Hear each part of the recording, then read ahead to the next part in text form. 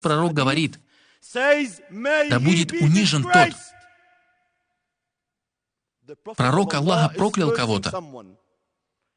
Вы когда-нибудь были прокляты в этом мире благочестивым человеком? Иногда ваша чистейшая мать, или ваш благочестивый отец, или благочестивый шейх, которого вы знаете, злится на вас и начинает. Прежде чем он закончит, вы бросаетесь на него со словами: «Прошу, остановись». «Прошу, не говори ничего».